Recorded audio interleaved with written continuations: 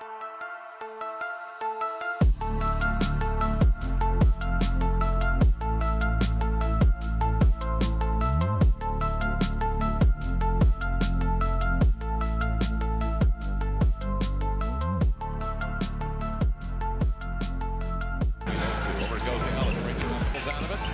to the open man. It's Ellis. He fires. He looking low. Over the court. Ellis, three-point range. Nails this, but outside the area. Corner shot clock. The key to Ellis. Dillon skipping it over to Ellis. The Sonics set up on the offense, and Ellis drops home. Going by. X-Man. 4-on-1. Coleman back. X to Ellis to the glass. Lays it up. Get in there. It does. 13 for Dale. Hey. Welcome back to our 9th episode of the Final Bell. Listen, I got a special guest for you today. I got my brother Dale Ellis, who's probably one of the greatest mid-range shooters that ever shot that basketball in the NBA. And he's here with us, man. We just gonna chop it up. We're gonna talk about a lot of great things in basketball. What's up, Dale? How you doing, man? Doing good. Good to see you, boy. Glad to be here. Yeah, absolutely. So Dale, man, just tell them a little bit about your history, man. How many years you played and the whole nine, if you don't mind. Well, I'm glad you said mid-range shooter. I don't hear that too much, but I specialize in that mid-range shot. Just being able to come off a pick, creating the distance, catching and shooting the ball. I worked on that constantly. Yeah. Then the three-point line just started. It came into the league maybe 2 years before I came into the league. Right. So no one was shooting that shot. They shoot it at the end of half to go in the locker room up, or shoot at the end of the game to win a game, or shoot a desperation shot when the time is running off. But yeah, that mid-range shot is important. Yes. So you played with Supersonics. Yes. You was drafted to Supersonics, right? No, I was drafted by Dallas. A lot of people think my career started in Seattle. Right. I sat there for 3 years waiting for an opportunity to play.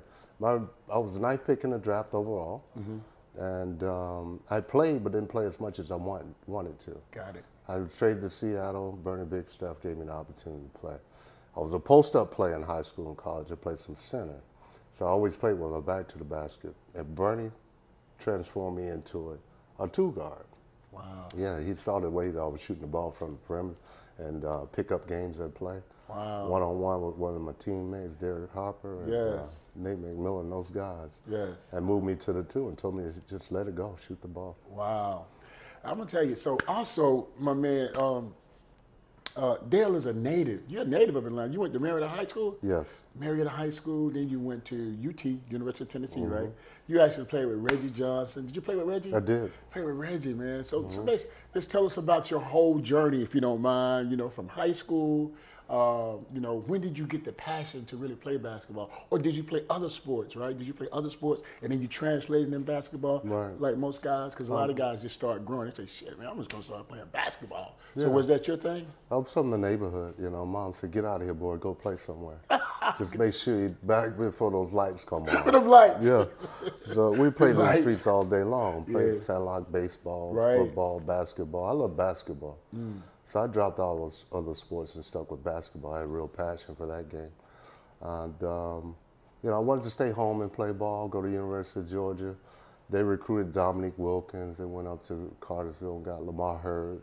They went down to Macon and got Terry Fair. Then they started recruiting me hard. I was a little disappointed with that. I got my first college letter from the University of Tennessee. And they was most consistent with coming in to watch me play ball. And my coaches pushed me towards Tennessee. I grew up without a father, so that was one of the toughest decisions I had to make in my life at that time. I had a twin brother. A lot of people don't know that. And we grew up playing ball together. I had schools offer us a package deal. Wow. So it was a tough decision to break away from my brother and move away. And so I went to Tennessee. He went to Savannah State to play ball. Well, you said something too, man. I got to go back to them street lights, man. Yeah. Like a lot of kids, man, they don't play outside anymore. And you remember back in the day, man, we created games. You play hide and go seek. Right. You know what I'm saying? All the different games you used to play. Hopscotch, that was feet work. You know what I mean? Hide and go seek, you had to run. We had to do tag. Guy had to run and stop. You got to try to tag him. So we was athletic. We was training athleticism back then organically, man. Absolutely. But the kids, man, now today, man, it's just I guess the technology has kind of taken over. So let me ask you a question today. In terms of what do you see the difference in the NBA? No, basketball in general. Because I know you out here, you watch it in general, but also the NBA. What do you see the difference, the disparity in the NBA when you played as opposed to now? Right. I believe I was played in the best era of basketball. I was fortunate. I came in, I saw Kareem Abdul-Jabbar, George Gervin, Julius Erving was still playing ball. And then you had Magic and Bird, which transformed the game of basketball. And Michael came in. I was there before Michael, and I was there after Michael left. I saw Kobe play. So it was a great era for basketball. Yes. I was just fortunate to be there. So let me ask you, in terms of, because I had this conversation just last night, man, with one of my guys. He was saying, Farouk, we had him on the show. He was saying about the difference in the game. It was more physical.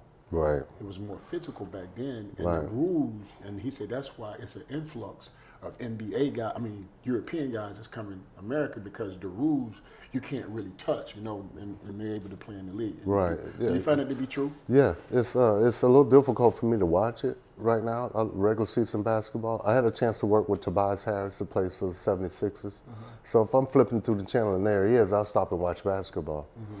But I do follow it during the playoffs. It's fun. Because I like seeing games where it comes down to who can play and who can't play. You get a chance to see that. I was telling a guy earlier today, Roberto, that I believe the majority of games are won and lost in the last 2 minutes. You get a chance to see who can play. And then the NCAA tournament, just a turnover here and there could cost you a win or a loss, you know. But the game has changed a lot. Yes. The physical play is gone. The hand-checking rule is no longer there. I played with Derek Harper. We came in the league at the same time. He can put his hands on your waist and make you go in the direction he wanted you to go in. So it's a lot easier. And even in a post situation where you can't extend your arm out to guard somebody on the post. I can imagine Hakeem Olajuwon on the block. Oh, my God. And you can't extend your arm out to guard him. You're playing him like this, you're off balance. He's going to score on you all day long. That's true. So, so the game is completely different. I think it's making it easier for these kids to play. It's like watching a pickup game. There's no such thing as a bad shot in the NBA anymore. It's almost like you score, I score type and stuff, right? It's no, the thing I see, I think a lot of that stems from the grassroots. I'm just being straight. Because the height and a lot of what these kids are learning and what they're being taught is what they see, right? A lot of these kids, players, winning has been devalued, winning as a team. Most of them are not playing to win. They playing, it's more individual, right? It's more individual. And so I think that kind of translates, and a lot of guys, the reason they don't make it is because they don't know how to put their game inside of a team to make the team be successful. And so what do you think about that? Well, when Michael came into the league and they were ISOing Michael, it was called Gladys Knight in the Pit. So Michael's over here and four guys are over there. So then they play one-on-one basketball. It was labeled then the me generation. And then you had Iverson come in and you had point guards looking to score guards. And it was a big man game from the beginning. You throw the ball. The highest percentage shot is a layup. Throw the ball down in the post, you work from that way. Inside out. That me generation, you got guys thinking a little selfish in a way. They want to get the numbers up. But it's a team sport. Everybody has to touch the ball. We always figure if you're going to get your big guy playing hard defensively or rebounding, you got to let him touch that ball from time to time. Absolutely. And it's funny you say that. The game used to be played, like you said, inside out. Now the game is outside in. Right. And so that's the whole transformation. 3-point. They took analytics. I think analytics kind of screwing the game up a little bit. I don't think the analytics helped the game because they say if you shoot more threes, right? Right. You got and make more threes or something, you got a better chance to win the game. Right. But you're not getting to see the fundamentals of the game of basketball if they just run up and down the court shooting threes. Right. If you watch it, it appears to me that every team is running the same offense. They'll pick and roll, spread the floor. Got one guy in one corner, one in the other corner. Guards try to get to the hole. The big guy rolls. If the defense collapses, it just kicks it out for a 3-point shot. Right. So you're watching the same thing over and over again. So it could get a little monotonous. I'm sure. Well, the NBA has always been what we call a copycat league. Mm-hmm. So if you see one team become successful doing something, then all the other teams try to duplicate that. Right. That's always been a trend with teams and how they do things. But I just think that long term, and I had this conversation, I think because of the way that the European players play the game, even though the rules have been adjusted favorable for them to perform, right. I just think that it's going to be those type of players in the future because to me, the game is still played on the ground. Absolutely. And they're so efficient and effective, right? And people say what you want to say, but they can put that ball in the basket and they can read and react. Like their tactical skills is off the charts. They know how to play without the ball. You know what I mean? And a lot of times you take the ball out of some of our players' hand, they're handicapped. They can't play no more. Right. And so, what do you think about that? What do you think about that? I agree with you 100%. I've had a chance to watch some of the European games live. Basketball has afforded me an opportunity to travel the world, playing exhibition games here and there in different countries, and getting a chance to see them run up and down the floor. They're fundamentally sound. I think one of the most beautiful things about their games, they know how to move without the basketball. Yes. And so when you're on the court, you can never stop moving. You're easier to guard if you're standing still. Absolutely. So they do an excellent job with sharing the basketball, seeing situations develop, and knowing where to be on the floor at different times. Man, I would never forget. I had an opportunity to play in Europe at the highest level for 13 years. And I ended up playing against Reggie over there. I know he told you the story. I cost him about $20,000 in one game. Made the shot from half court at the end of the game to win it for the in the Euro Cup. I know he told you about it. But anyway, watching, I knew because when I came back here, I saw the disparity, the lack of fundamentals. Like we have gotten bored with the basics.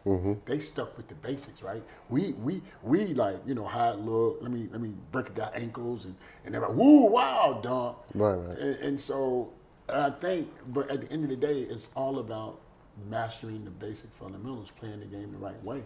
And I think that with the way that the game going, I think if we don't get our kids early to get them to understand that it's the basics. Don't get bored with the basics.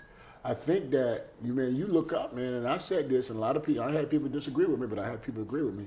You're gonna see 12 European players on one team. Yeah, ain't no doubt. I mean, the way they play the game of basketball, the NBA is pulling players in from around the world. Yes. And they're fundamentally sound. Yes. And they're fun to watch. The kid in Dallas, I can't think of his name off the top of my head. Luka.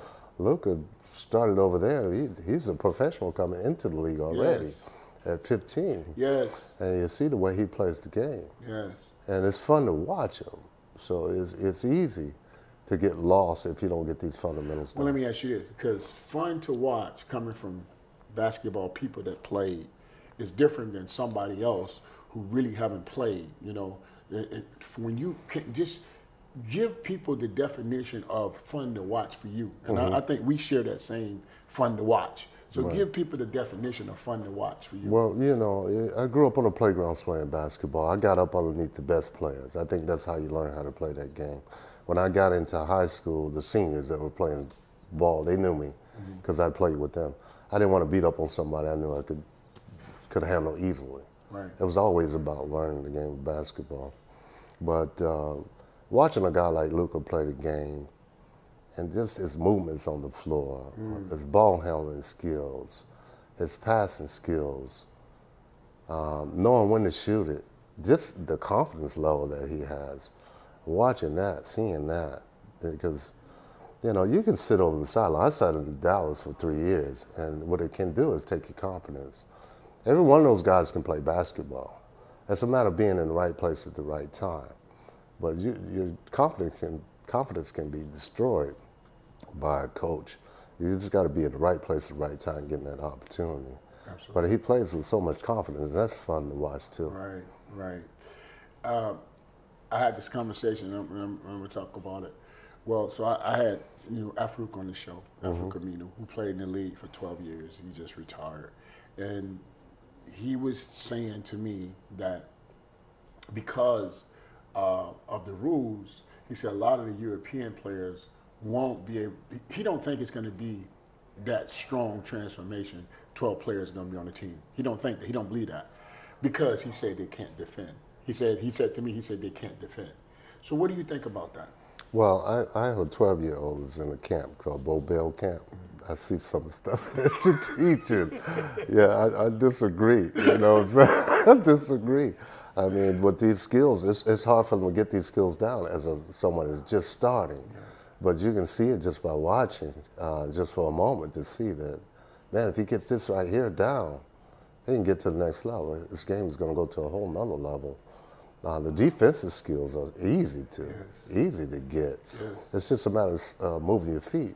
But if you work in the offensive piece like what you're sharing with these kids, the footwork you're going to have the defensive skills. Yes, and you're absolutely right. I'm so happy you said that, bro, because there's two parts, and you know this. There's two parts of the game that's more attitude driven than anything.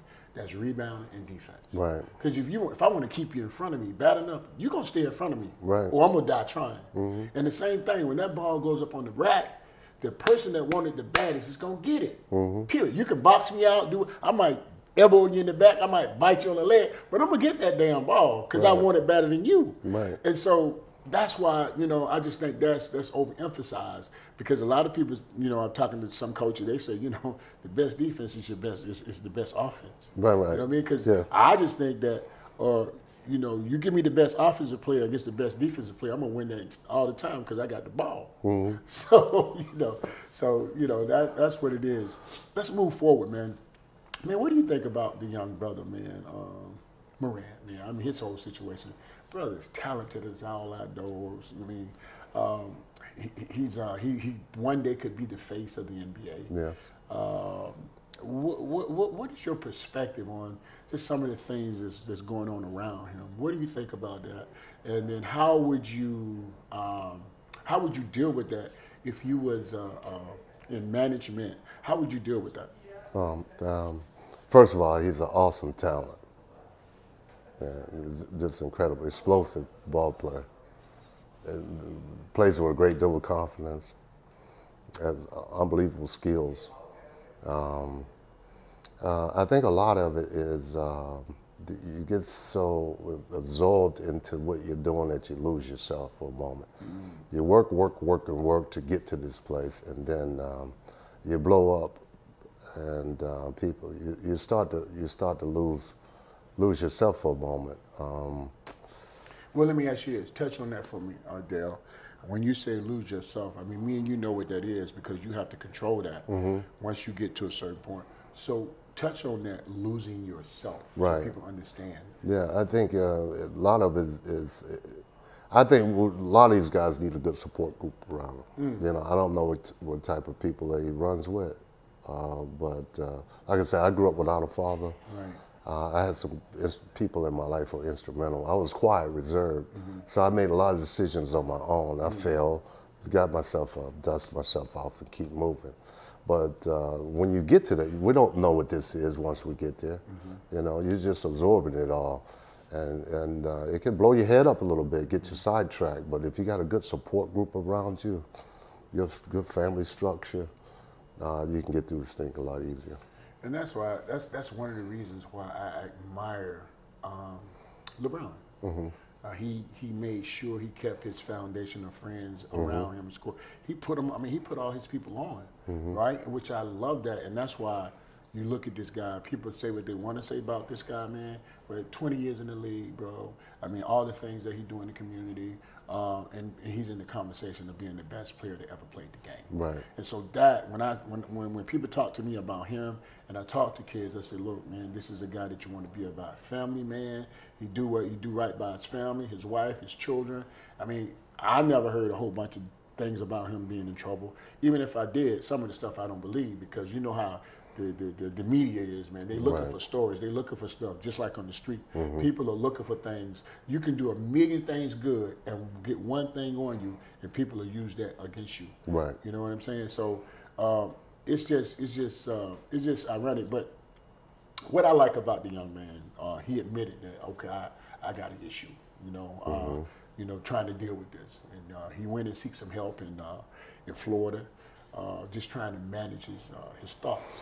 And as you know, if you can control your thoughts, you can control your actions. Therefore, you control your destiny. Right. And so now he's back playing. So as the front office, like if you was in the front office, because you got all the media and everybody, the public, how would you handle that? How would you receive? What would be your approach to dealing with that? You know, with the spectators as well as with the team. Right. I don't know. If I was in that front office, I would try to get control of the media in a way, because I have a PR director. You know what I'm saying? So we're gonna squash some of this stuff that's going out, and I'd spend more time with him, sitting down, speaking with him. You know, as a coach, you know, I would have to take him up under my wing and sit with him. I don't know his family background, whether he has a father or anything like that. But I would have to take him up under my wing, and that's part of coaching. Sure, absolutely. But here's the thing: he has a father. He has his mother. He has his father. I think he has siblings, brothers and sisters. So he had a strong support.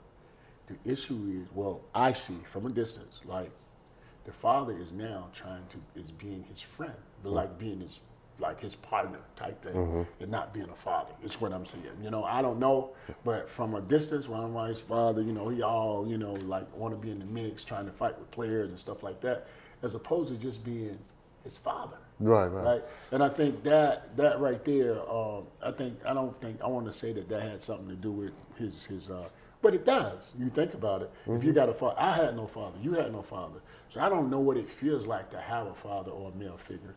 So I just wanted to do right. And I had some good people around me that gave me good advice. Now, you had a choice. The choices that we made, some of them was not good, but you learn. Because when you make a bad choice, okay, you lose. But if you learn from that, you win. Right. That's right. So my thing is, I just continue to work and be positive and try to help other people along the way and assist other people and make this place a better place. I always felt that way. So I don't know if you know, I was going to be a police officer, man. I'm going to go back and change my hood. And then I walked onto the Hawks. Yeah. And then everything just started happening. It just snowballed after that.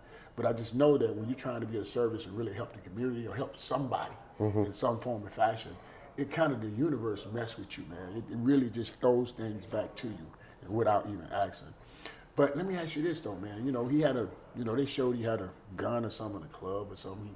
They posted that. You know, I don't know what happened with that. But what do you think about the gun violence in the community? Oh, man. God, let me get off that conversation. You know what?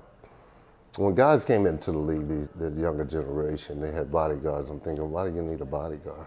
You know, I've been in the league 15 years. I ended up playing 17 years. I'm watching these guys make a lot more money than what I've made, that they feel the need for a bodyguard. But so in a way, it's well, you're in the wrong environment. You know, that's why you feel like you need somebody to protect you. You're going into environments you shouldn't be in. Yeah, so the life is nothing but choices, you know. Right. You're gonna make mistakes until the day you die, to go backwards, you know. You just pick yourself, dust yourself off, keep moving, try not to make those same mistakes twice. Right. And with his father being a friend, now it's hard to balance that. It's hard to balance that, you know. I have 4 kids of my own. I got blessed again out of nowhere. I have a 12-year-old. Trying to balance being a father, because he doesn't have any siblings in the house with him.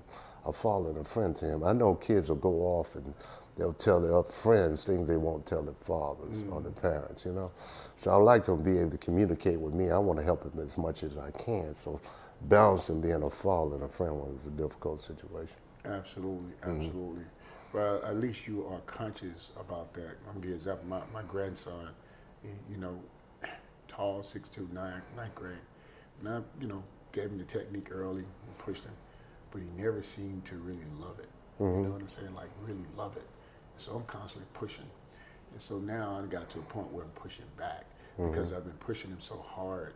It's almost like I'm losing my relationship because he don't want to be around me because I'm pushing him to play basketball. Right. So I done push back a little bit and allow him to make his own decisions, make his own mistakes. And when he wants to do it, he can come with me and we'll do it, but I'm not gonna push him to do it. He gotta wanna do it. Like when I watch your son come in there, he got a smile on his face, bro. He wants to be there. And so when you get people like that, no matter what they wanna do, or kids, no matter, they want it. When they wanna do it and you give them the right content, they're gonna max out, period. You getting the right content.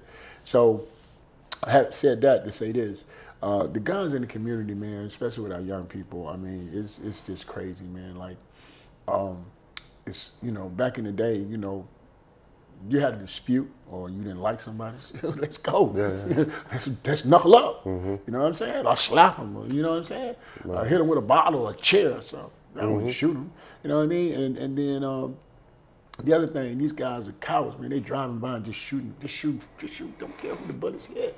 Right. And so, and I think the root of that is, you know, I think a lot of that could be stopped if they wanted to really stop it. Right.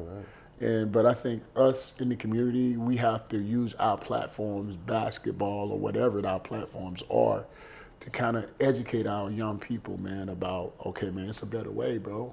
We got to do this. We got to, and we killing. It's black on black crime. Exactly. We killing each other. So we got to continue to, you know, try to help our young people and give them guidance, man. Well, we need to get out and vote, man. We need to put the right people in place. You know, majority of Americans don't want to see these guns on the street. They believe in simple gun laws. I mean, background check, so on and so forth. Sure. I mean, simple things. Yes.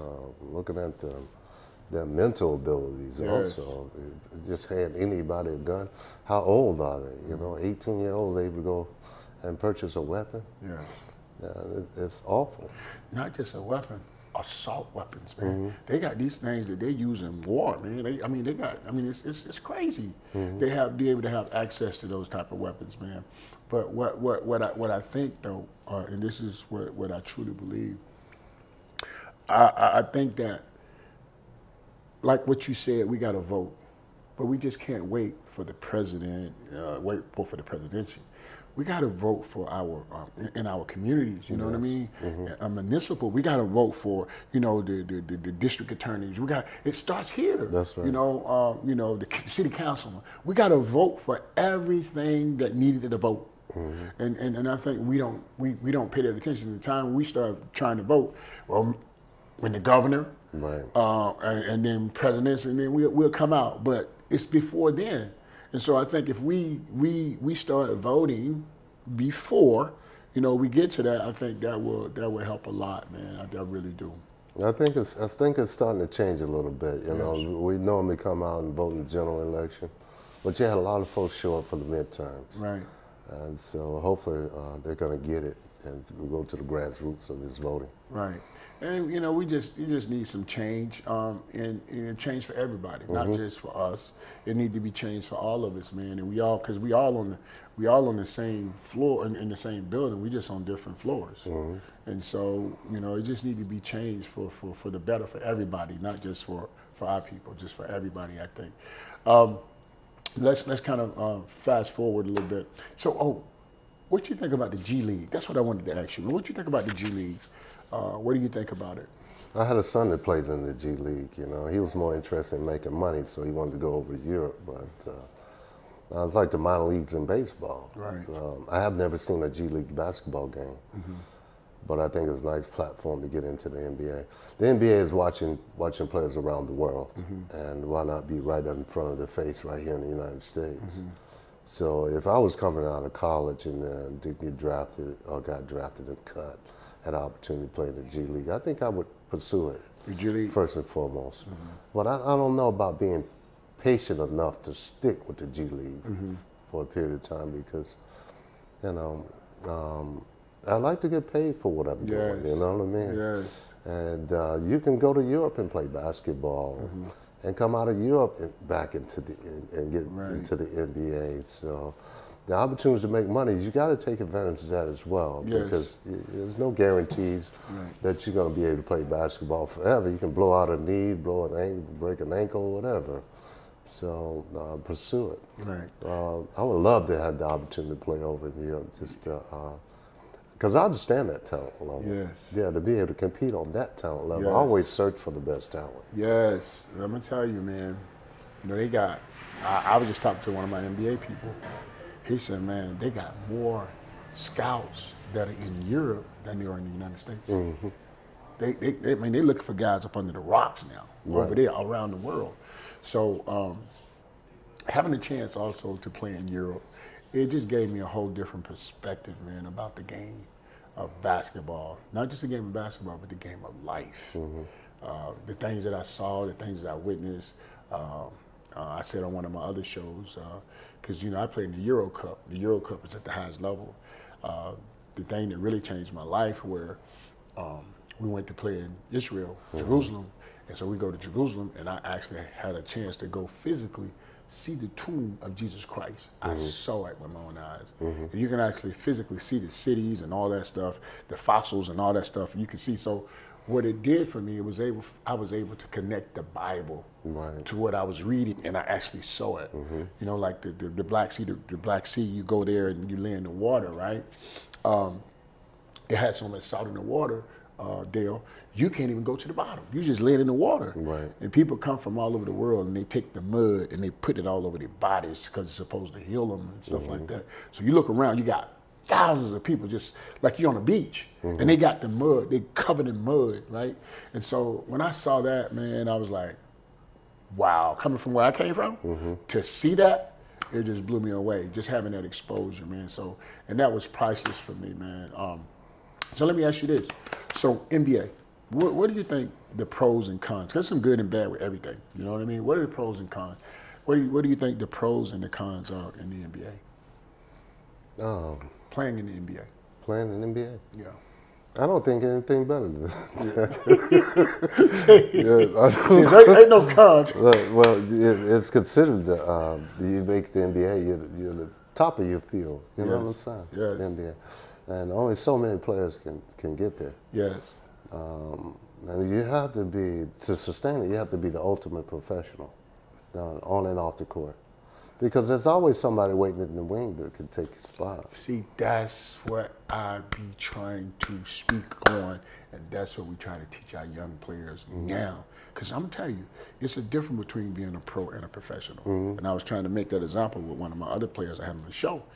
We are trying to teach our kids. I got some high school players that are professionals because how they go about their business. I got some middle school kids that are professionals because that's what we teach them. Professional, be a professional on and off the court. What does that mean, right? You doing what you're supposed to do when nobody's looking. Right. Number one.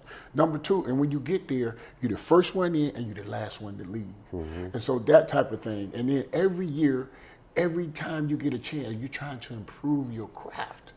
For me, that's a professional. Right. Not that I'm here, okay, I don't have time now. You know, you have to make time when you're trying to continue to grow.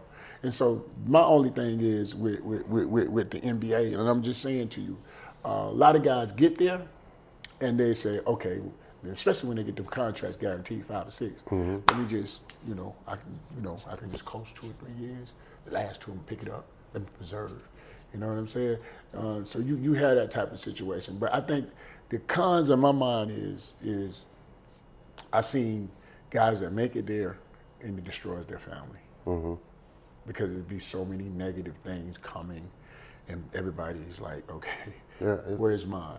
Yeah. You see what I mean? Yeah. And you can't give it to everybody. You can't help everybody. You start getting calls from people that you haven't talked to in 20 years in your family.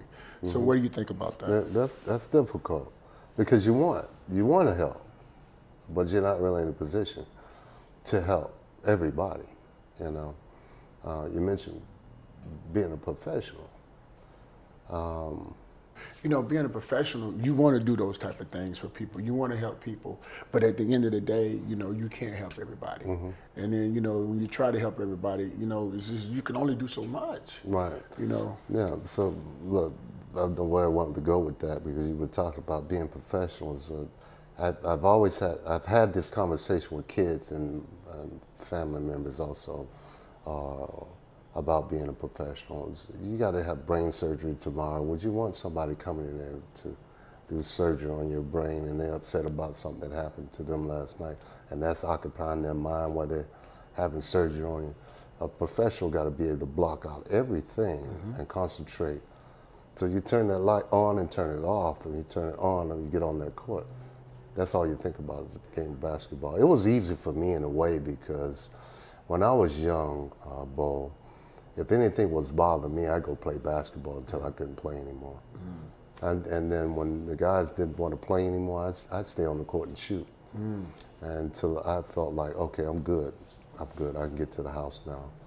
But I love the game. It was an outlet for me. And being in adverse situations, I could always refer right back to basketball, you know.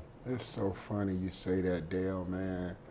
And I try to tell people how much basketball is like therapy, man. It's really therapy when you really love the game and you invested into it. Right. It's just so much. Like, if a player, if I see a player and he play a lot, he play the game, he really love it, I can tell the type of person he is by how he play the game.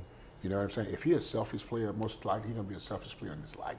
If he's a team player, he's going to be a team player in his life. Right. And so that's what I try to convey to our children and to our players, our young ones, right? Is like, you know, be a team player, right? Be a team player and use basketball, because those principles inside the game you can convey to your life as you get older. Kind of like what you're doing, kind of like what I do. And that's one of the reasons I stay around the game, because it keeps me fresh. It keeps me vibrant. It keep me want to do more. I want to do more because I want to give more. And I'm still learning because I want to learn more so I can give more. And so that's what it's all about, man. That basketball, man, let me tell you something. It saved my life. Right. It saved my life. It just gave me a navigational system to move through life and be able to touch and help other people and just open their minds up to different perspectives. It's just been wonderful, man. And I don't take that for granted. So let me ask you this too. Oh yeah, I heard you, man. Look, they're trying to bring back the team back to Sonics. Yeah, the Sonics, yeah.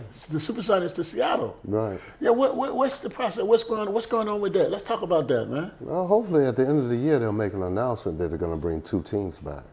They're going to bring 2 teams back? 2 teams. Okay. 2 teams. So there'll be a team in Seattle Okay. and a team out in Las Vegas. Wow. So that's going to be interesting. Wow. There's going to be more jobs available. More jobs. So look, I had an opportunity. I just at Seattle Right. a few weeks ago, and they have a hockey team now called the Kraken. Okay. So I was in the owner's box, and the owner is an older gentleman, but he's transferring the power over to his daughter. Got it. And she's really sharp. I was able to see her speak on a forum and met her in the box. The Kraken games have all been sellouts. Wow. So they're going to be instrumental in bringing the team back too. They're going to be part owners of the team. I think they're going to do an excellent job. That new facility they built is incredible. It's incredible. I think Seattle, man, it's kind of overdue, man, because ever since, I remember Durant was there too.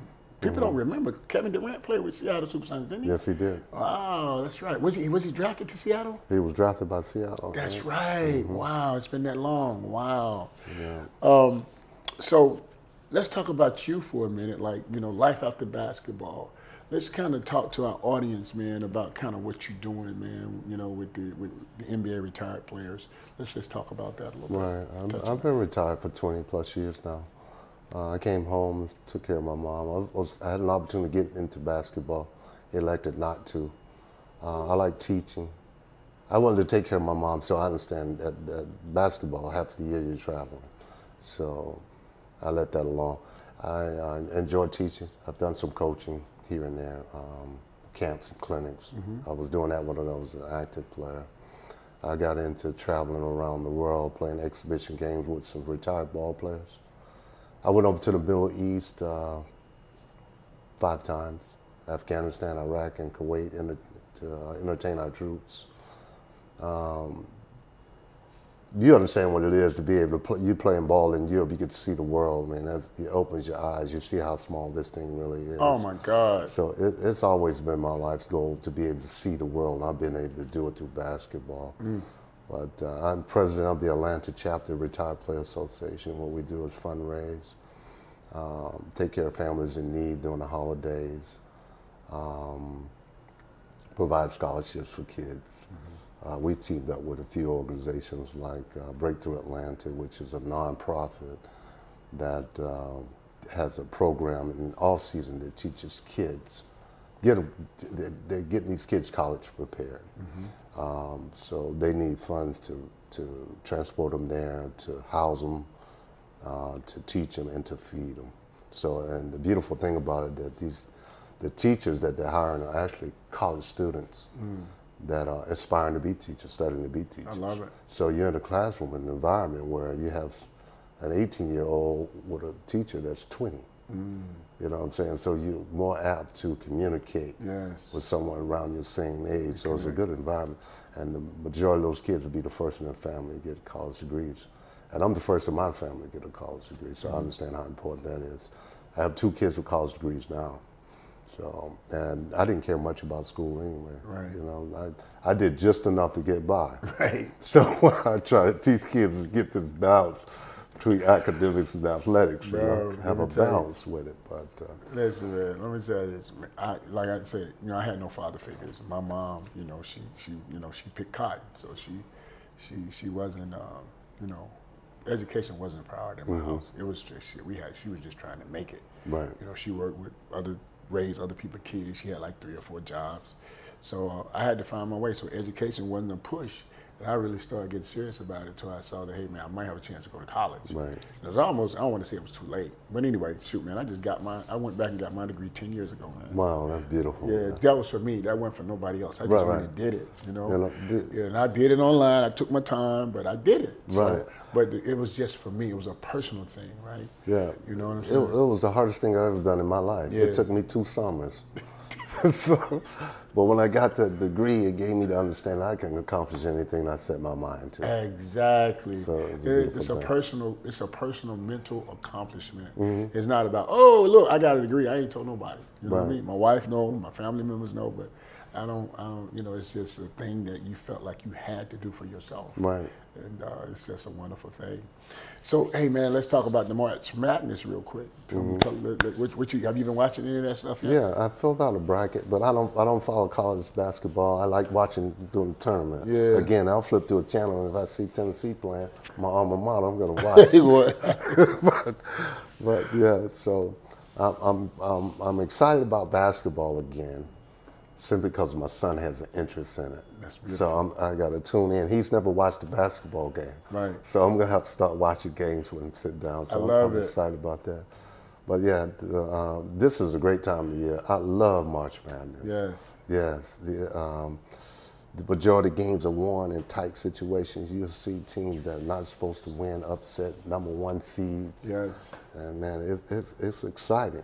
But you know what? Have you noticed over the last 4 or 5 years, if not more, you got more and more teams that are getting upset by some of the lower division? Right. And you know what? Well, my opinion is why. Is because a lot of those kids in the summer when they play with these grassroots, they already done played against those guys who got the big names and all of that. So it's a chip on their shoulder already. Right. Then you always have 1 or 2 of those guys that's really good enough to play at that level. So they want to prove to everybody. So now they got a bigger purpose, right? I got to show you. I got to show them I can do this. I'm here. You know, I got to show you. Right. And so I think, and then, you know, like I said earlier, you know, everything is about, okay, I can do this. But what you notice, and this is what I think, once you get up into that final 16, 18, everything is going to be half court. Now, if you can't execute half court, Right. it's going to be hard for you to go to that top level. and because you're not going to be getting all those runouts, all those layups. That's not going to be a lot of those. You know what I'm saying? Especially when we get to the Final Four. Let's everybody just pitch the game away and throw the ball away. It's going to be less turnovers typically. Yes. But my thing is, if you don't execute, that's why I like the team that I like right now is Gonzaga. I'm gonna tell you because they execute, man. They execute, they play, and they got an inside-out game. They had that boy Timmy. You throw that ball into him, man. That's a bucket waiting to happen. He gonna get a foul, or he gonna get a bucket, or he gonna make the right decision. So, and then they defend, and they're a real team because when that ball moves, body moves, that's a problem. And so they do that probably better than anybody in the country. So I think Gonzaga is going to be the favorite to win the whole thing. Who you think is the favorite? Well, I had Purdue coming out of one bracket, and I forget who I had. I got Tennessee in the bracket right below them. Purdue got knocked out, right? Yeah, they got knocked out. Yeah, that kind of messed up your bracket, didn't it? Yeah, then I had Gonzaga and Houston in the Final Four. Houston, didn't they get knocked out too then? I'm not sure. Did they get knocked out, Bert? Houston? You know I don't watch it. He women's, man. He's all women's, man. But I think if I'm not mistaken, I'm not sure if Houston's still in it, but I think Alabama's still in it. They could they could be a problem. They got a kid over there. That Miller kid is the real deal. I don't know if some you big saw it. boys. Yeah. The first round draft pick, have you heard about who that's probably going to be? No. That's going to be hands down. And the team don't take them, they did something wrong. The kid out of France. No. 7'3", 7'4" kid, 7'3", can do everything. Can shoot. I mean, he threes, get to the basket, feet work, hooks, dunk. And he blocking shots. He just catch the ball. Catch, fast break.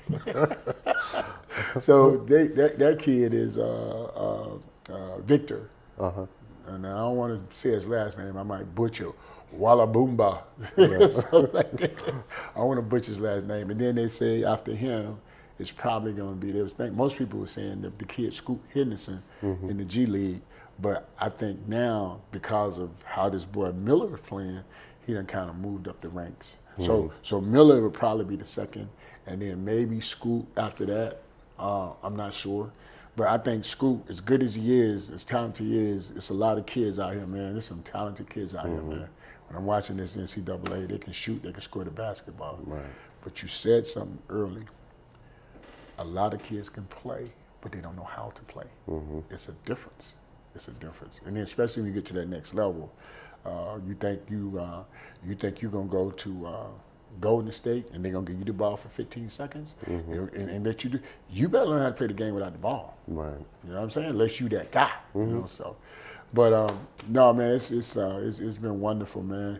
Hey, man, thank you for coming in here, boy. I appreciate you, man. Thanks, Paul. No, for real, man. Yeah. No doubt, man. This is good. This is good. This is good information for everybody, man. And then, for anybody that want to get involved with your program or want to donate or be a sponsor, can you just tell? I wish I had that information with me. Well, how can they contact you? How can they contact you? Ellis3D at AOL.com. That's my email address. All right. Yes. So y'all reach out. Hey, man, whatever y'all can do, because he's doing some amazing things in the community in his retirement. And it's a good dude right here. And what I love about this dude, man, he bring his son to the gym, and I work with him, and he sit there and he watch. You know what I'm saying? He'll step out for a minute, but he come back in there. He watching his son learn, and I think he get a kick out of that. I can see the excitement in him watching his son work out. So he's back into it now. Yeah. But hey, man, again, thank you guys for chiming in. Until next time, see you soon. Peace.